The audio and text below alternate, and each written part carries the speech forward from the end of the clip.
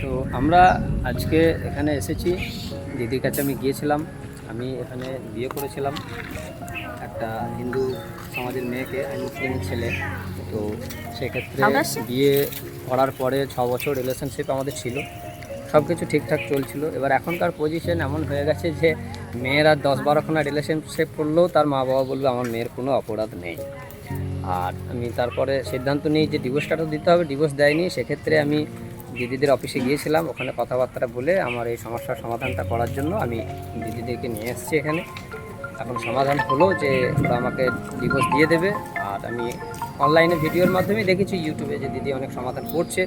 সেক্ষেত্রে ওখান থেকে আমি নাম্বার নিয়ে ওনাদের অফিসে গিয়েছিলাম। অফিসে গিয়ে তারপর যোগাযোগ করে এখানে নিয়ে আসি। এবার এখানে নিয়ে এসে আমার সমস্যার সমাধান হয়ে গেল, ওরা ডিভোর্স দিয়ে দেবে, সোমবার দিন ডেট দিয়েছে, ঠিক আছে। আর এখন পরিস্থিতি হচ্ছে আমি এখানে বেশি কিছু বলতে পারিনি, কেননা বেশি কিছু বলতে গেলে এখানে মারপিট সিস্টেম হয়ে যায়। আমি একা আছি এখানে, তো দরকার নেই। ওরা যেটা বললো আমি তাতেই হ্যাঁ দিয়ে দিয়েছি। চাপাচাপির দরকার নেই, ডিভোর্স দেবে, বাচ্চাটাকে আটকে নিয়েছে, ঠিক আছে, আমার লিগ্যাল রাইট আছে, আমি মেয়ের সাথে দেখা করতে পারবো, সেগুলো সব পরে হবে। তো এখন বর্তমান সমস্যার সমাধান হলো, আমি বেশি কিছু বলতে পারলাম না, আমার মাথা গরম হয়ে যাচ্ছে। অনেক কিছু ইনফরমেশনের ভিতরে ছিল, এসেছি, দেখেছি, আমাকে ডাকা হয়েছিল।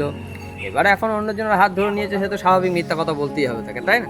এবার আমরা চাইলাম যে তাড়াতাড়ি করে যাতে সমাধানটা মিটে যায়। এখানে তো চেঁচিয়ে কোনো কাজ হবে না, আর কাজ তো হবে সে ডিভোর্স। 100 বার চেঁচালেও হবে ডিভোর্স, 200 বার চেঁচালেও হবে ডিভোর্স, ডিভোর্সটা হয়ে গেল। জানাবেন, আমাদের দ্বারস্থ হবেন, আমাদের অফিসে আসবেন। আমাদের ভিডিওতে কন্ট্যাক্ট নাম্বার দেওয়ার থেকে আলোর সন্ধানের চ্যানেল, ইউটিউব চ্যানেল এবং ফেসবুক চ্যানেল, ফেসবুকেও ইউটিউব চ্যানেল আলোর সন্ধানে আপনারা ফলো করবেন। ওখানে আমার ফোন নাম্বার পেয়ে যাবেন। তো ওই ফোন নাম্বারের মাধ্যমে আমার সঙ্গে যোগাযোগ করে আমার অফিসে আসতে পারবেন। সবাইকে ধন্যবাদ, ভালো